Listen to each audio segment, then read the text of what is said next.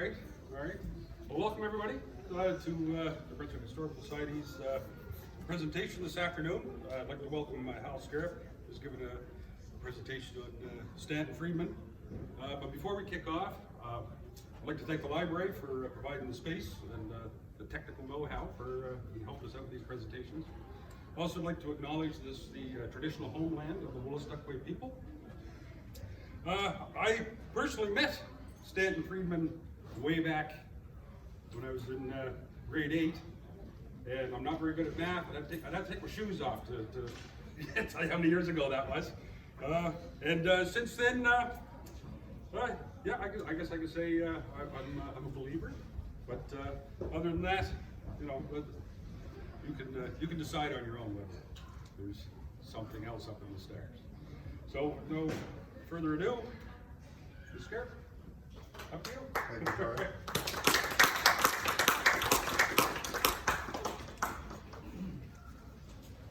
Oh, a couple of people I missed. I'm sorry. Welcome. Thank you for joining us. Okay, my name's Hal. I'm born in Woodstock, just up the road. All you city folk kind of in there, too big for the area where we come from. My father was in the Air Force for a period of time. We got overseas, saw a lot of interesting things. He was a history freak and passed that on to his children.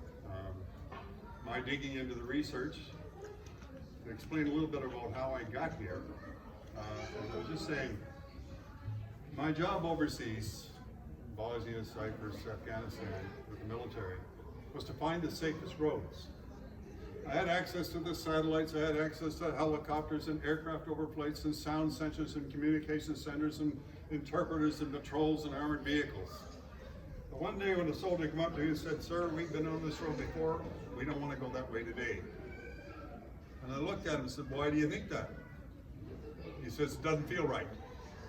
I said, "You need to give me a little more than that." He said, "Okay, when we come through here, kids are playing in the street, ladies with their blue burqas coming along, they're on their way to market, the guys are fixing the mud on their halls and that. Nobody's on the street today. They know something's up. And if they're not on the street, we shouldn't be either." I said, "That's good enough for me. Let's take a different route," which we did. But when I'd be talking to other people, I'd say, "Well, what do you know?" And he said, "Well, there's a wedding going on in this place, and they fire a lot of machine guns into the air, and the bullets come down where you don't know. Probably not a good idea to be there." Didn't mean they're after us, but it meant that it was not a good place to be. I'm going over to the Swedes and saying, "Do you know if this route's safe?" He says, "Well, do you have any Germans with you?" And I said, "Well, yeah." He said, "No, don't want to go that way. They're not used to mountain driving. They accidentally backed over a car and they hurt a lady and her kid in this town. They'll probably shoot at you and throw rocks. Don't go that way." Went over to this other one, the Turk, and they lowered their voice. It's a Muslim thing because a person who laughs out loud must be drunk. We don't drink, that's a bad thing. And Canadians laugh all the time even when they're drinking. So he thought we were a curious bunch. But he folds his hands when I looked like this and he said, "What has the weather been like?" And I thought he was trying to change the subject. So I sort of looking at him and says, "Well," he said, "we must have coffee." Now, I don't know if you ever had Turkish coffee, but it's a little cup about this big, half full of sludge. One sip and your eyes are this big for 3 days. You want to know about my family? I have a couple of sons. They've made me a grandfather 5 times over now, kind of there, which is, I don't know how that caught up so fast, but it did. But basically said, in my army, a man who does not take care of his family is unlikely to take care of his men, and we do not trust him. But I'll tell you this. They don't put the landmines in the pavement. They put them in the mud on the sides of the banks of the roads. And when it rains heavily, it washes the mine onto the road, you blow off a tire, and that's the end of you. So if the weather's been hot and dry for the last few days, you can probably go through. But we never use that road because you never know. We use this one. It's twice as long, it's a little bit difficult, but we guarantee you get there safely because we use it daily.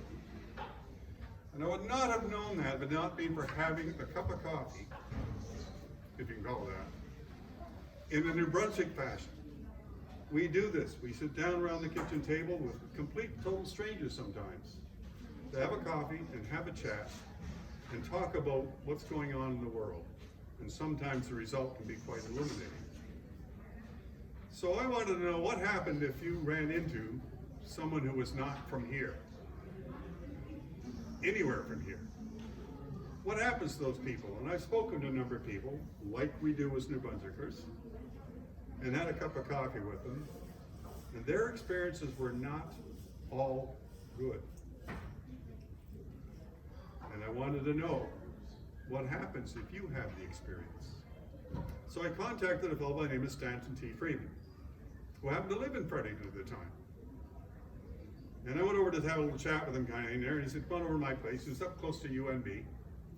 And we come in and sit down, and of course the first few minutes, as I've mentioned kind of in there, is I'm looking at him saying, are you some kind of guy who's trying to make a few bucks off of people and you're just selling soap? Or are you the real McCoy? And he's looking at me, and you here to make fun of me, or are you just another jackass, or whatever? And because we had the New Brunswick conversation, what you know, how are you, I accept that you are what you are, we immediately had a bit of a connection. But we were sitting in this room, in his living room, and he had it set up sort of like two bookcases set at an angle, 90-degree angle. And on the bookcases is every book you could possibly think of that had ever been written about UFOs, and scattered all over with these little ticky-tacky alien dealy-bobby things. And I'm looking around going, oh, Stanton, I gotta tell you, this is so flipping ticky-tacky. It's not you. What have you got here? And he says, look, I talked to Larry King live. I had to go to New York for that 11 times.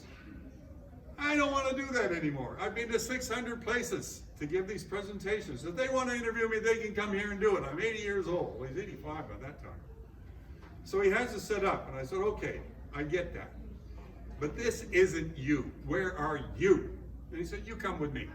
So, you know, old house in New Brunswick kind of near the Ricky, it's mostly okay, but they scare me because they're a fire trap. My mom lived in one for a very long time, which we passed on to somebody else. And he opens the door to the basement. As we're going down, I've got to turn sideways because stacked on the seats all the way up to here is every letter and picture and drawing and photograph he's ever been mailed. And we get down into the basement, and there's a dozen cardboard boxes that look like a bomb hit them. There's paper everywhere under the sun, and I said, how the heck do you find anything here? He doesn't look. He reaches behind him like this. He pulls out a book, pulls out a pen, and he scribbles down, here you go, how many souvenirs. He knew where everything was. But when he passed on, this stuff went to the University of New Brunswick, the Provincial Archives of New Brunswick. It took 7 separate vans, truckloads, to take all the stuff out of the basement to get it there. They're going to be 10 years deciphering what in heaven's name he left them. Holy smokes, Batman. It was a pack rat. So his family came to us afterwards, and his daughter Melissa, who also knew our museum director with the York Sunbury's Historical Society's Frederick Ridge Museum, and said, listen, he really wanted to have a museum here in Canada. And I said, oh, okay, it's just not practical.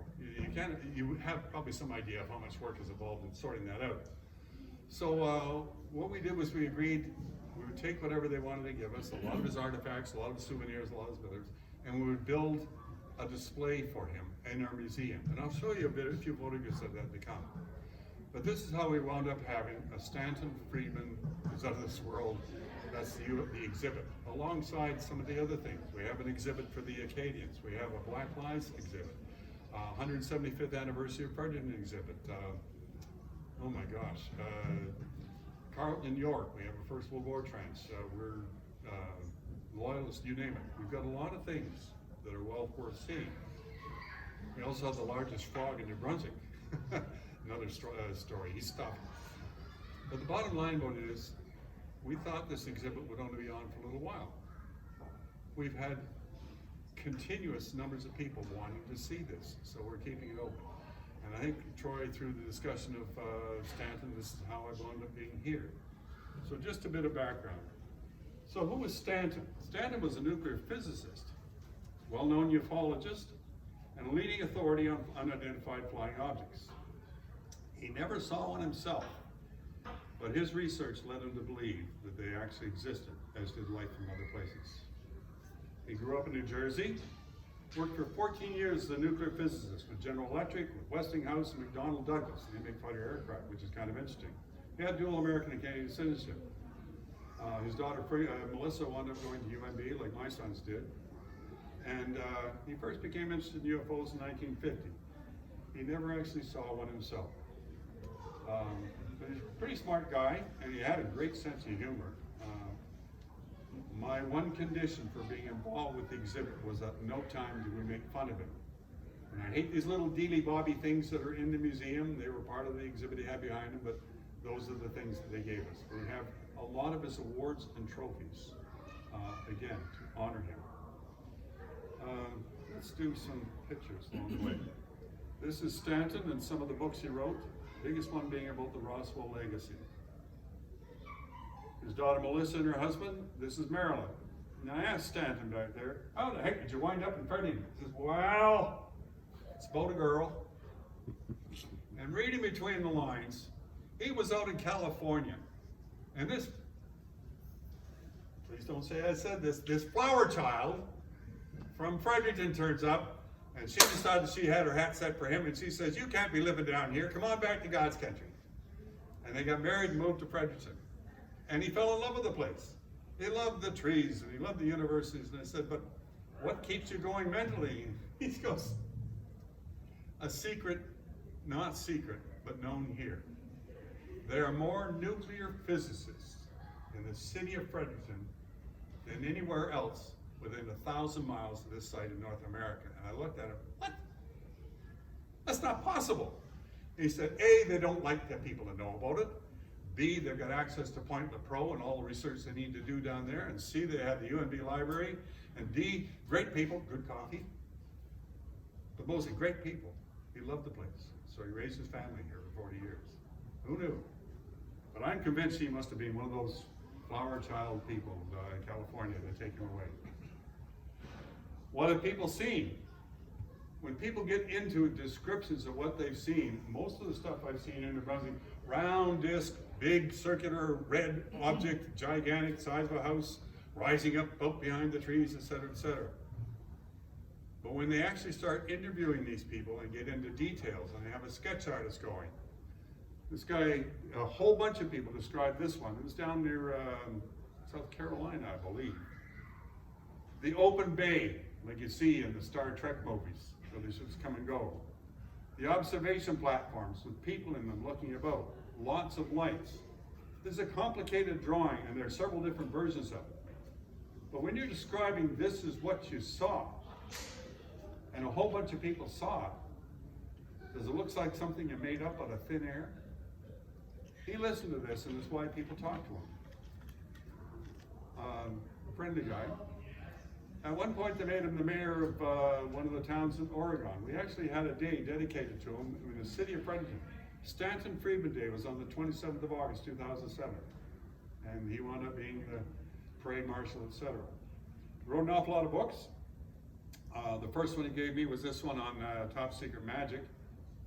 And on that one, I'd read that and discussed about this magic thing before. And what it is there was a crash, 1947. Whatever you think it may have been, he said, if there had been a crash of, even if it had been a Russian aircraft, or one of our own big ones, the President of the United States would have heard about it. That would have been Truman at the time. He said something like that would be in the archives. I'm going to go in there and look, but I tell you that it's all made up. It's nonsense. Stanton actually started off as a debunker. He didn't believe this nonsense for a moment. Facts. Just the facts. Very heavy New Jersey accent. He got into the National Archives in Washington. He started going through things, and all of a sudden he finds one letter, then two, then 6 or 7 pieces.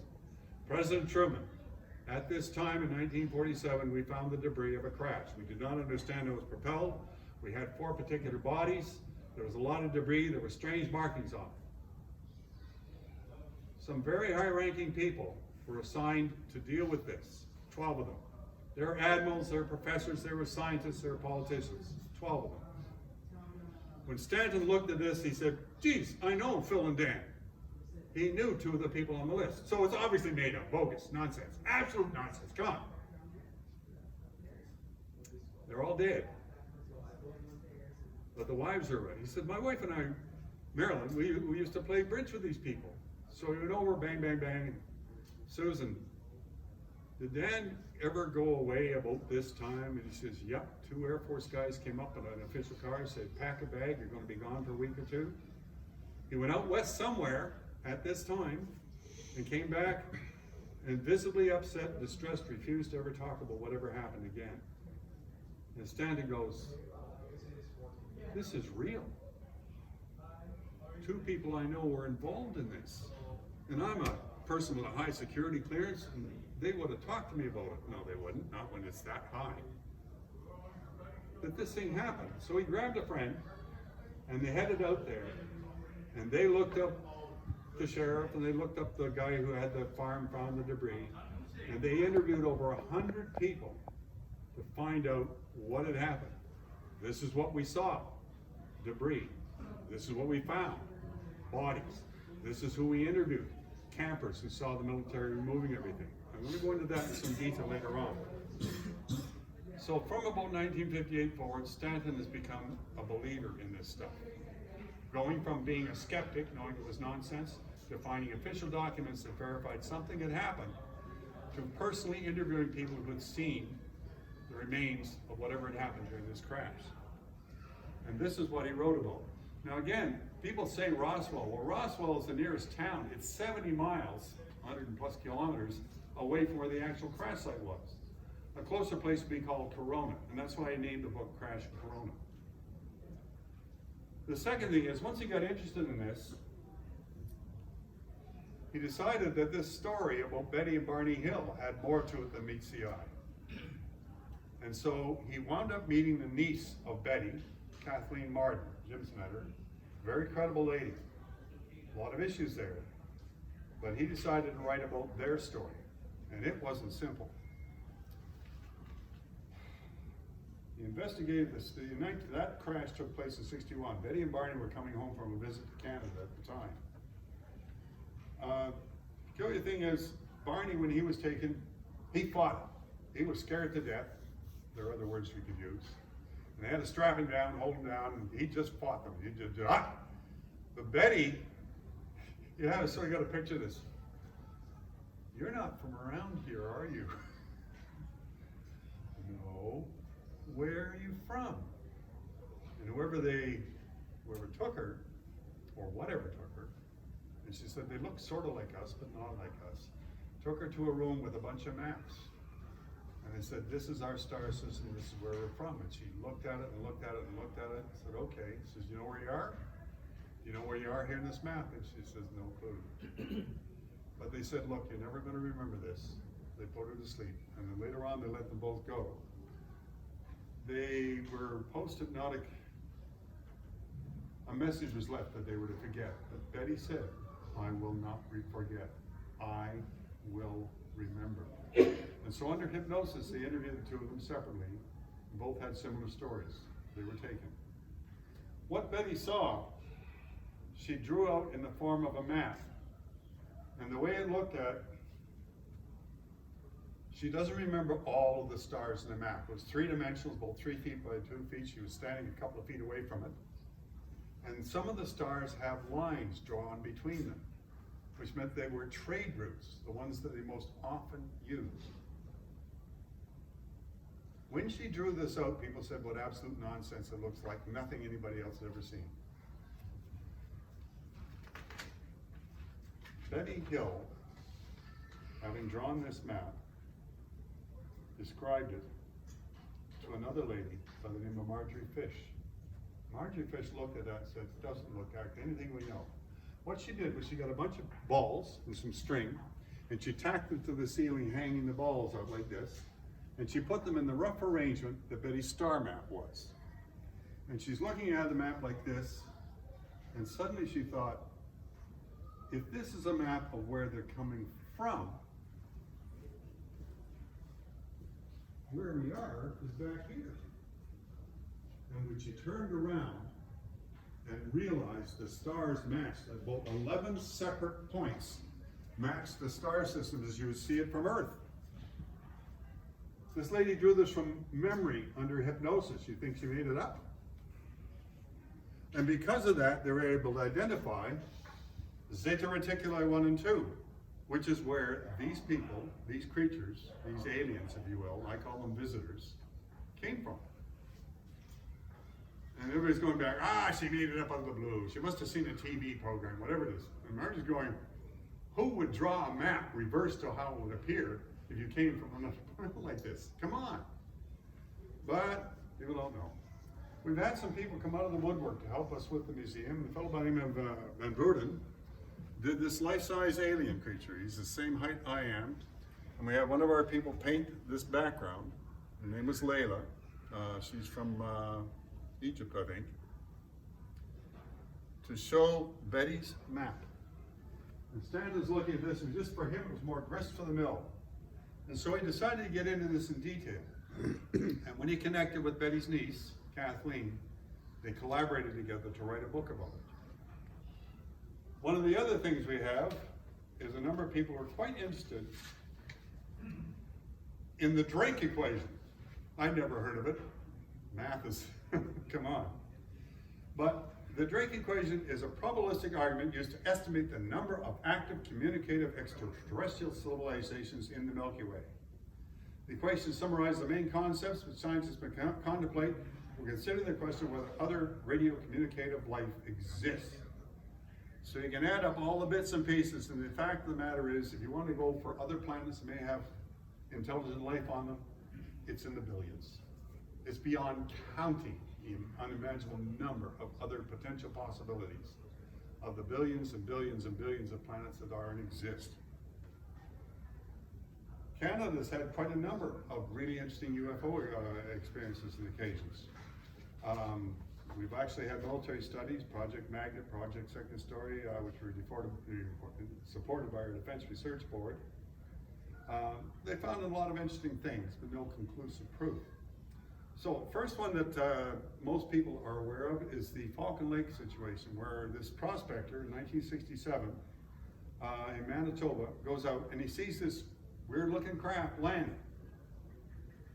And the bizarre thing is, he decides to go look closer. Now, I want you to picture you're standing at the airport and there's a jet fighter sitting there on the runway, and it's running up, and the blast fumes are going up there. What would you do? You're going to look at that thing and say, well, that's interesting. You would not go up and put your hand on the thing and get badly burned, which is exactly what this guy did. What? Really? What? He gets to the hospital and the burn marks are all over him, guy in there, and they're radioactive. What the heck you were thinking? I don't know, but just people do strange, bizarre things. But one of the more famous ones we got, they made a coin on it. This one. Next one, of course, is probably the most famous one from here, Shag Harbor, down in Nova Scotia. And it's a glow-in-the-dark coin that the Mid's done.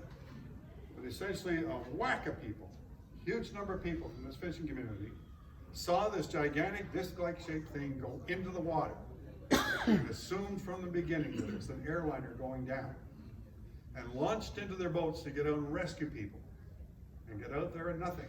They saw it going underwater, moving at a tremendous rate of speed, very well lit. They called in the Royal Canadian Navy, who sent ships down there to check it out. One of the reasons why they want to be certain down there is we have a thing called SOSUS.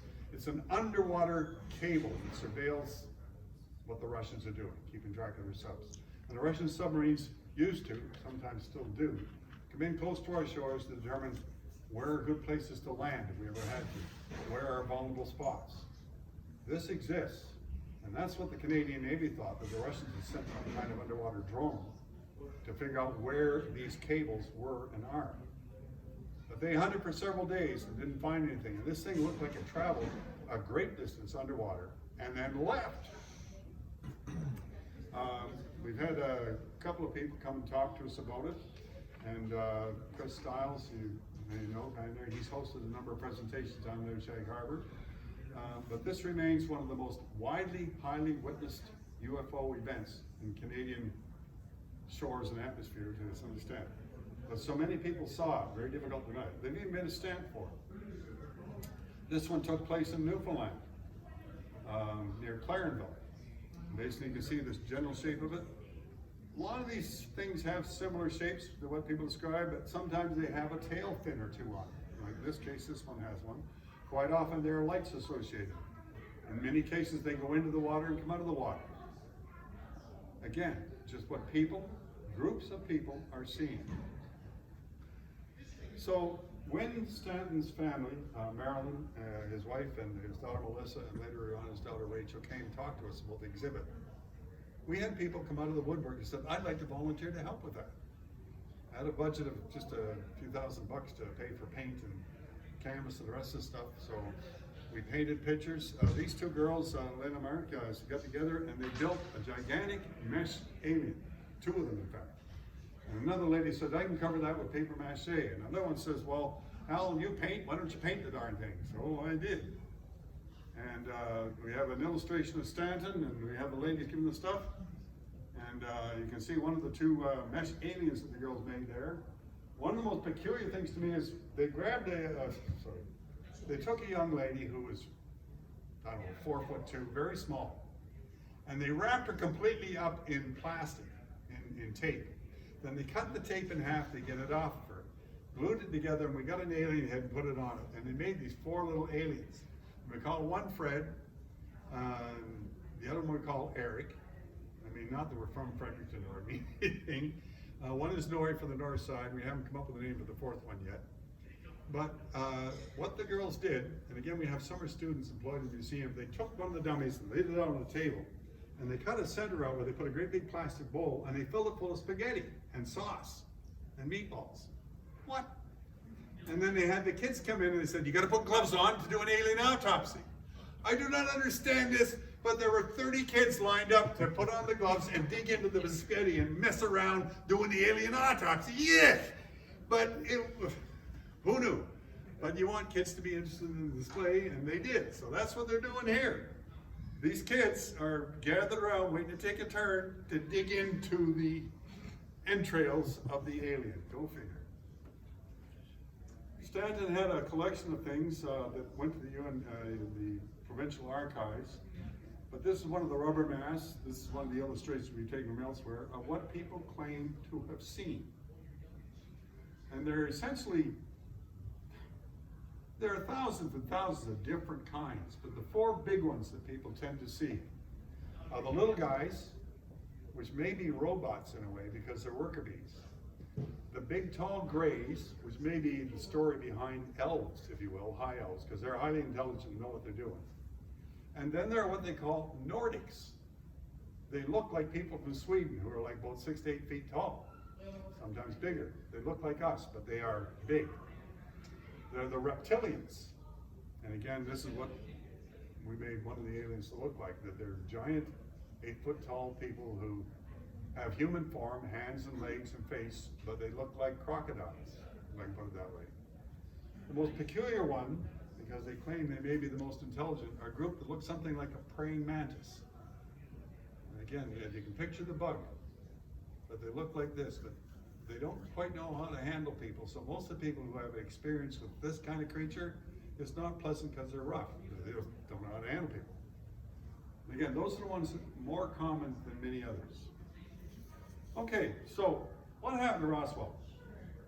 One day, this young fella, it's 1947. Almost nobody's seen a jet, aside from a few people fighting over in the Second World War and people working in experimental areas. So this young sergeant is sitting there, and in walks a general and he said, "Bill, grab your bag, get a toothbrush, we're heading out." "Where are we going, sir?" "Never mind, come with me." What's Bill's relation? Bill winds up working on this jet, the Lockheed P-80 Shooting Star. 1947 is one of the first jets that we're experimenting with that's going to be in the military. He knows how a jet works. Almost nobody else in his office knows that. They go out to the airfield, and there's a great big aircraft, C-54 Skymaster, 2 of them. And they climb onto this aircraft and they head off to Roswell Army Air Force Base. In those days, the Air Force was under the Army. That's why the name came from. When I first saw RAAF, I thought Royal Australian Air Force.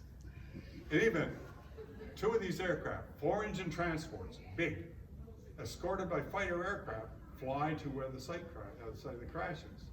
And they jump in a vehicle and they head on down to the crash site. They find these bodies. And the vehicle that they find looks something like this. This is already on this in a hangar in Rossville. Notice the fins. Has peculiar markings on some of the debris. People describing the bodies as something like this. And of course, as I mentioned, the Nordics, blonde blob.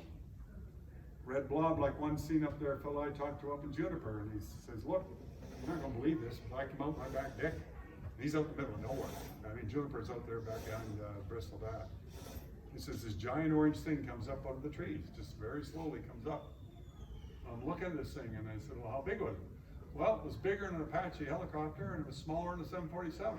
And I said, how the hell do you come up with a description like that? He says, well, I was a helicopter pilot in the Army, American Army. As in what he was describing based on his size. When you make that kind of precise definition, he's not making it up.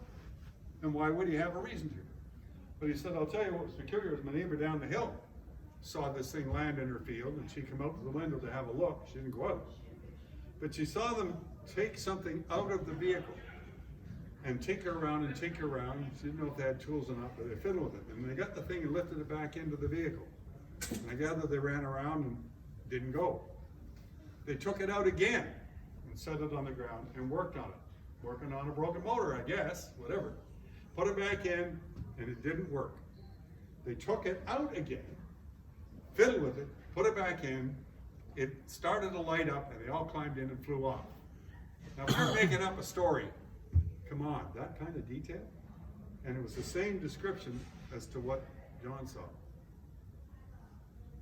I do not think the majorities are made up. I should add that I've interviewed a number of people, a great number who are, forgive me, absolute full of shit. Why you'd want to make something up like that, I don't know, but people do. But the ones who've really seen something and experienced something, you get the feeling when you're talking to them, they're not making this up.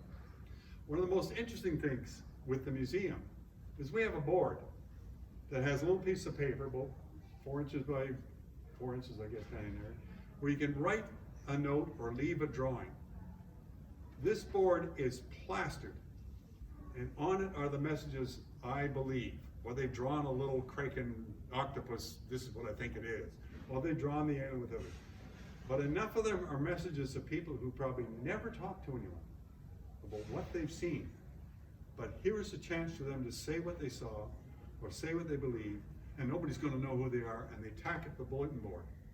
There are what, 50, 60, 70 messages on there at any given time, and we clean them off regularly, and it fills up again. To me, it's the business of, I can't tell anybody about this, but I can put this note on here and who'll know? And that to me is quite insightful. Many, many, many people have had experiences or they've seen things, but for a variety of personal reasons, they're afraid to talk about them. And why is that? Because there are people who don't want us to know, and there are people who think it's all made up, and there are people whose religious views run contrary to what the whole idea of life in outer space. And Christ himself said, I have other sheep. As in, he told you, oh, there are others. So we try to be careful with that. We don't stay in the room monitoring to see who wrote what. But we try to keep track of it, because those messages to me are the most heartfelt. This is what I saw. This is what I believe. This is what's going on. And that's why I'm here. And that we try to reinforce at the museum. Come and tell us what you saw and experienced. When Jim and I have done these kinds of presentations, we don't get a lot of people initially. But on occasion, last year we've been like this, haven't it? There are just a dozen people who, even if they haven't seen something, would genuinely like to know what's up there, what's this about, what's going on. For every one of you, there's probably 3 or 4 that would like to be here but don't want to be made fun of. And I get that. In any event, okay, so he goes out and he has a look at this stuff. Uh-oh.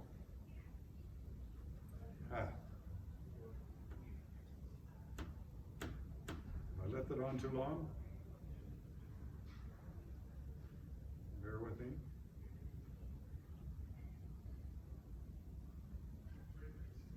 Yeah, these things, sometimes they lock up on you.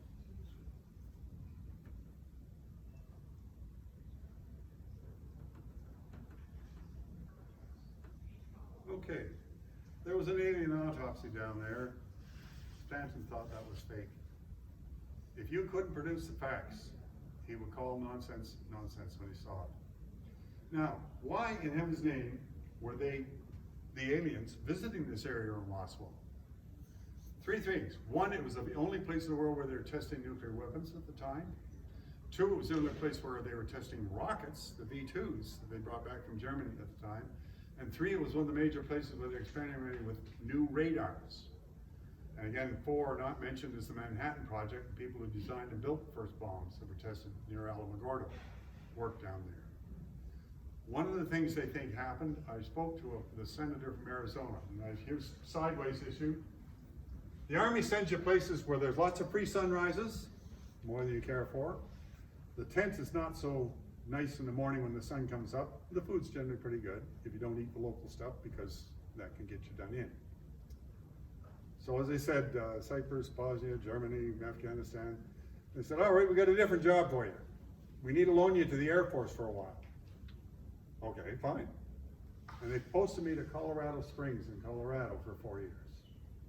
2 years before 9/11 hit, so we were there right when it happened.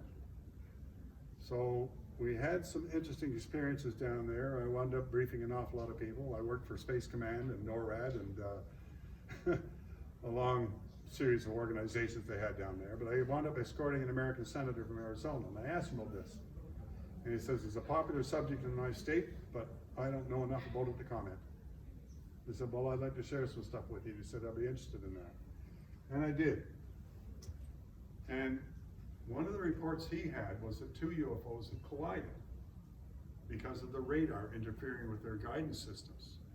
And the one that went down, a small pilot section, like a four-person ejection piece, popped out of it. But it crashed without having its in places system open or whatever it was that would have kept it from being wrecked on the ground. And that's where the four bodies came from. However, the person who was called, this farmer, Brazil, called the local sheriff who was down in Roswell. And the sheriff said, look, the farmer said, look, I got this pile of debris laying out in the field, and my cattle won't cross it. And things aren't right. Can you come up here and clear the stuff up or tell me what's going on here? So the sheriff called the intelligence officer at the local base. Well, he called the base and they put him in touch with it. Jesse Marcello, who was the base intelligence officer, and this is my job in the military, was called down to have a look. And he said, okay, what he found was debris. He didn't see the ship. It hit the ground, left a bunch of debris, and crashed quite some ways away. It's only later we find out where it went down, because campers in the hill overlooking it saw the wrecked craft. I'll show you a picture of that in a second. But Jesse's looking at this stuff, and he brings his stuff, loads it up into his truck, and decides to take it back to people to have a look at it. There's peculiar markings and writings on it. But when the Army comes in, they say, look, you're going to have to give it up. And we're going to scare the living daylights out of people if we tell them a UFO with a bunch of aliens on it crashed here, and there's nothing we can do about it. Jesse, I hereby order you to tell everybody it was a weather balloon.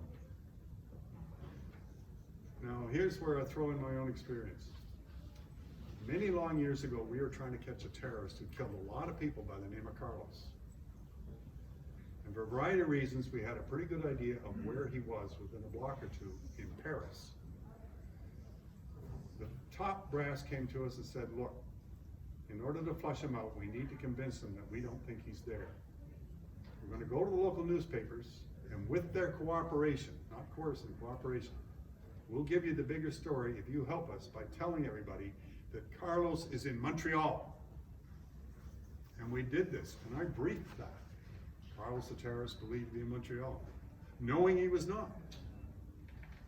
Carlos saw that, came out of his apartment in Paris, and we got him.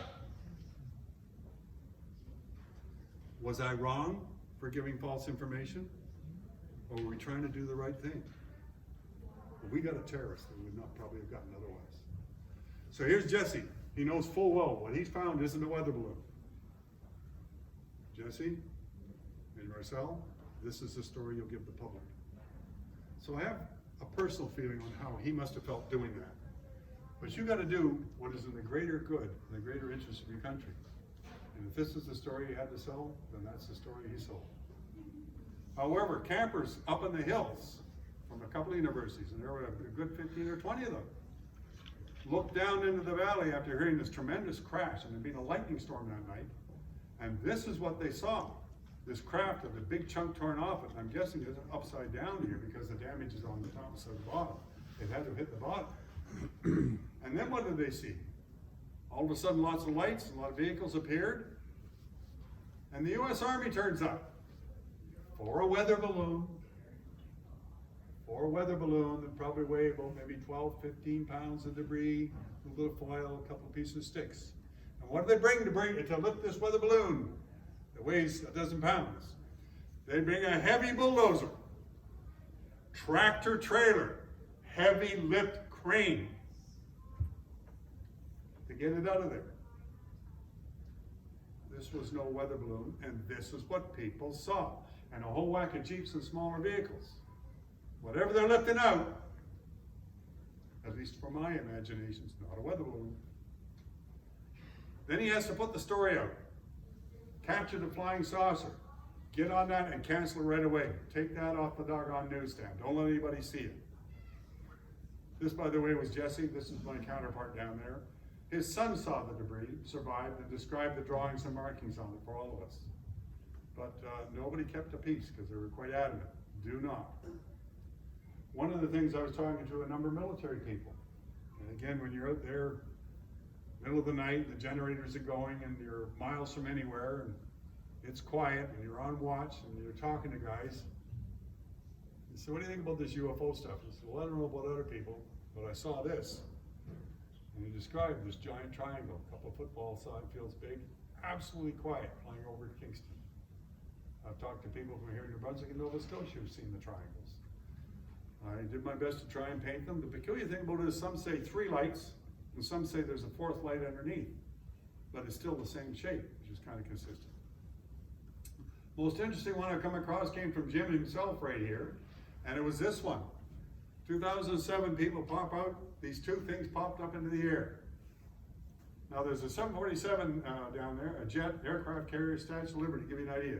Could you imagine being in a jet, and all of a sudden these 2 things pop up close enough to reach out and touch, and you're going, holy smokes, Batman! What the heck? And just interesting with the coloring in that, but just the size of it. For those who've seen things quite consistent, is little ones are reconnaissance craft, big ones are motherships. And big barely begins to describe what most people see when we talk about the big ones. I find this one of the most interesting I've seen as far as drawing goes. This one is appeared over North Bay, about 2012, I think. It looks like a giant barbell. What's kind of difficult to see here is in the black rim area, there's people standing there from vision ports looking out at what's going on. This is a bigger one. But my question is this big enough to have gone interstellar? And how is it doing there? Or does it go into a mothership like the other ones do? I was asked to paint one for my aunt a long time ago.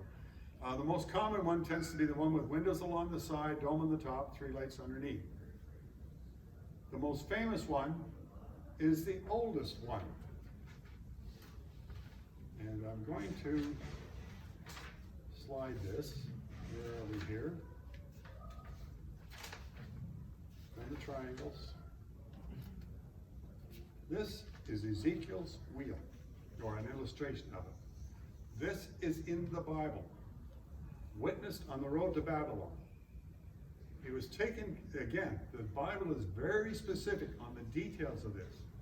He was taken captive along with King Joachim in March of 597 BC. They saw this on the 3rd of July, 593 BC. And again, scholars have dated the precise date where this visual took place. At the moment, this is the oldest one I've got. And this is a person's drawing of what he thought it would look like. But even in the Bible, people saw stuff that they couldn't explain. There are other things in there, like days that went on where there was no night, or no day. The earth stood still. What happened there? Comet probably passed and stopped our rotation. Again, they didn't know that, they just knew what they'd experienced. The sun didn't go up, the sun didn't go down, just stayed the same all day. That would mean, again, we know that an exploding planet, an exploding star, a supernova, threw great pieces of debris about 10,500 years ago our way, and it smashed up one of the planets, which is now the asteroid belt. It rocked another planet, Uranus, I think, upside down, so it rotates in the exact opposite direction to all of our planets. It came through and it probably tore off the atmosphere on Mars, which probably had life much like ours, but it destroyed it. And again, 10,500, what are you going to find, what are you going to see there? It kept on going, might have knocked our moon sideways, we're not sure. It may have knocked the Earth off its axis. Now when it did this, what happened was before 10,500, 12,500 years ago, the Earth spun vertically on its axis. There was no change in the seasons. If there's no change in the seasons, you need to worry about when planting. You just plant it when you wanted to get yourself going. You harvest the crop, plant it again, harvest the crop, plant it again. No change in the seasons. What happened when all of a sudden you got winter, spring, summer, and fall? If you didn't know the alignment of the stars and what time of the year it was and didn't plant, everybody starved to death. They had to understand when they were and where they were by following the stars. And this is where the business of astronomy became absolutely essential for our survival. And not just in Egypt and not just in the Middle East, but over in South America and in Asia as well. This thing suddenly all over the earth became tremendously important. So what else was going on? Who helped us rebuild? And how did they help us rebuild? And again, this comes back to, did somebody from somewhere else, or something from somewhere else, come and help us get back on our feet? So reports of UFOs have gone on for a long time. And it was a Canadian looking at the Sphinx in Egypt that said, this thing is 3,500 years old. It's between 12,500 and 25,000 years old. It was carved in the shape of a man's face on the lion's head. If it wasn't carved in the shape of a lion in the first place. To line up when it sits on the horizon with the star constellation Leo. The pyramids are laid out exactly as the belt of Orion, which basically look at Orion's sword. My first star constellation I remember was my family coming up from River Deschutes Way. Coming down the hill on a winter's night, Christmas Eve, with my parents walking down through the snow and looking up and seeing the belt of Orion and the three stars that line up underneath. The pyramids are laid out exactly in relation to that. As above, so below. Who decided that? How did they decide it? Why did they decide it? Was somebody from somewhere else talking to them? Or did they just make it up on their own back in the days when we were supposed to be cavemen? More things under the sun. When I was way up there at River Deschutes visiting a family kind there, the old B-52s come flying in from the New Brunswick side to land at Loring Air Force Base. Well, that's not the only thing that came in to land. That was the only place in this part of our world where they stored nuclear weapons during the days of the Cold War. Didn't they store them CFB Chatham too? Chatham didn't actually get the nuclear warheads. We got the Genie missiles, which would have carried them. But the actual warheads were controlled by the Americans in a different location. Long story there, but basically we had the ability, but we didn't actually have the warheads that belonged to the US, and I think they kept them at Loring as well. In any event, while this is happening, these red balls of whatever come barreling over and hover right over where the nuclear weapons are stored. And then they sent up helicopters to chase after them. This is in the 60s and 70s. And they barreled back to New Brunswick. So these characters, whatever they are, who are doing this observation, were hiding here in New Brunswick. We got them. And again, it makes sense when David Jones up there told me about the red ball coming up behind his house. This is probably where they went to. There's someplace up there that they operate out of. Find that very fascinating. In any event, Loring Air Force Base. There are official reports on this. Basically, they thought there were helicopters that were too fast for us to catch. Canadian fellow by the name of Childerhouse, they called him Chicken House, which is how I got to know him when he was a sailor a long time ago. Saw this, took a photograph. And again, Canadian investigation. We see it. There's a lot we can do about it. Oh, mama! This came into our general sphere and went on past us. And people saying, well, it's just a chunk of rock. But there are a lot of people convinced it looks an awful like a ship that's been out there for a long time, battered and bashed, and kept on going. Stanton had a lot of awards. This was from MUFON, the Nuclear UFON network. And you will see these artifacts on display in our display in New Brunswick. He's one of the few people I know that actually got his name into a cartoon, the Betty and Veronica series. You have a picture of that. Quite the character. And as I say, I really did not like the little ticky-tacky gibby bobbers he had all around him. He said, you know, that's what people are interested in. But we built a display to honor him. I've done a few paintings and written a few stories myself. But my favorite cartoon, and I'm going to end on that note, is, yeah, they're just messing with us. To me, what's it all about? I think a very large, as explained to me by those who have second sight, and this is something else I write about. They believe that there are three kinds of these visitors. Some are here to help. Some are here to monitor us, like we're lab rats, they're scientists, nothing more than that. And some need to be spit off the face of the earth because they're not here to help, they're bad news. Here's the other hard part. Is it mental, as in only in your head I hear voices? I do not believe in vampires and werewolves. Clifford Olson, Bernard, they kill those kids. They're monsters just as real as any monster could be. What got into their heads to make them do that? And so I want to know what will keep us safe. That's my main involvement for here. Stanton, for his part, had three questions. Where are you from? Why are you here? How do you operate? And those are the questions I'll leave you with. And I hope I haven't put you to sleep. Thank you.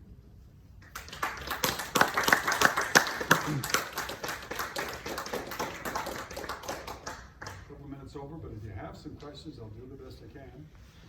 If you don't, we have a Fredericton Region Museum website, Facebook page, and on there are 6 interviews just like this one from myself, one from Kathy Martin, one from Stiles, Jennifer Stiles, from Chris Stiles and Chris Rakowski, and our provincial archivist. And you can watch those with a much deeper review of the things that we knew about Stanton.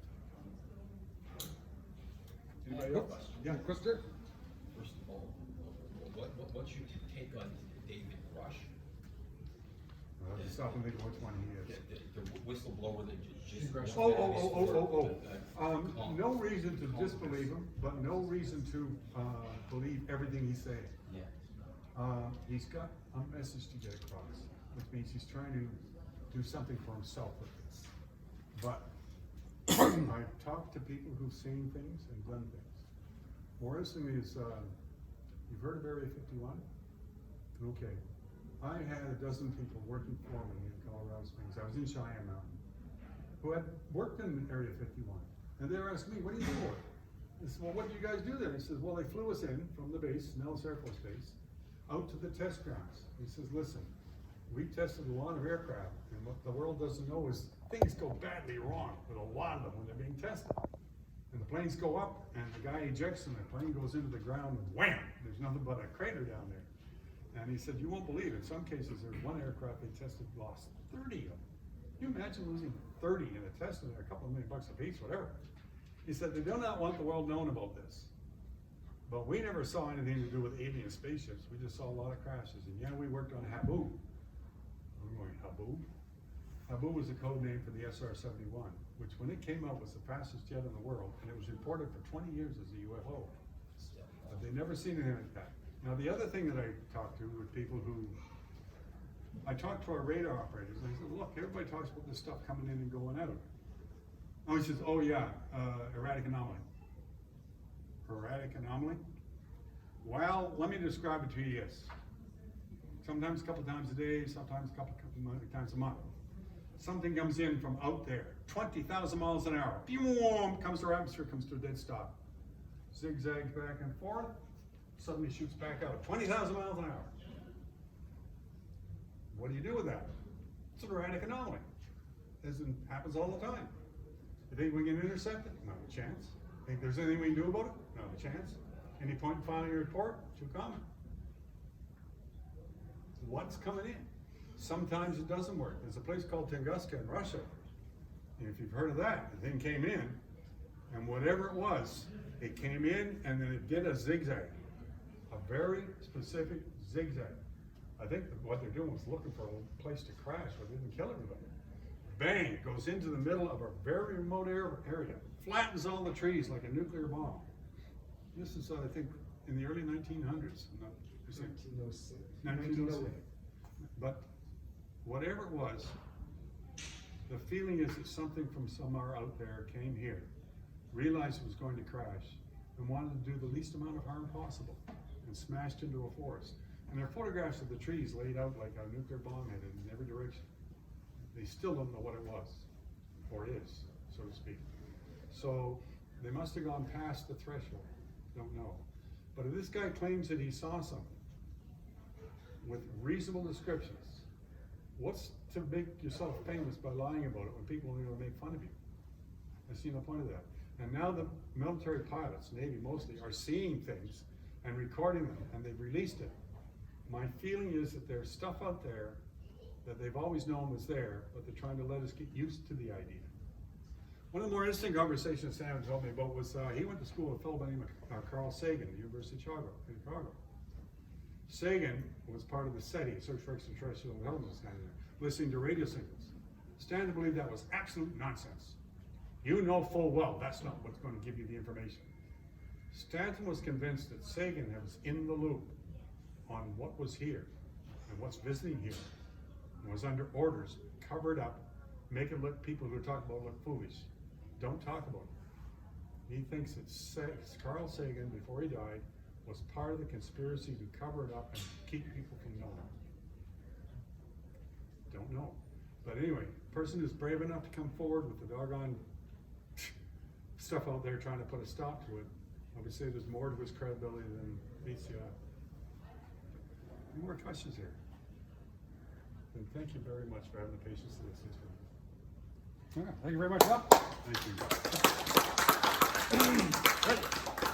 I'd like to thank you all for coming this afternoon.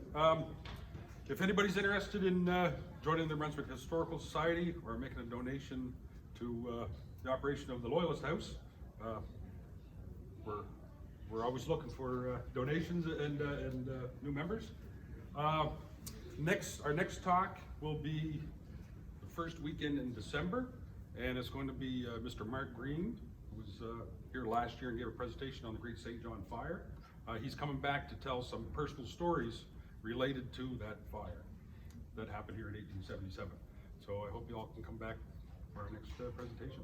And if I can put in a plug, Fredericton Region Museum, downtown Fredericton, come see our UFO exhibit. And the Brunswick Military History Museum, come see our military vehicles and displays. Thanks again. Thanks again, Al. Let's see, you bet. Thank you for inviting me.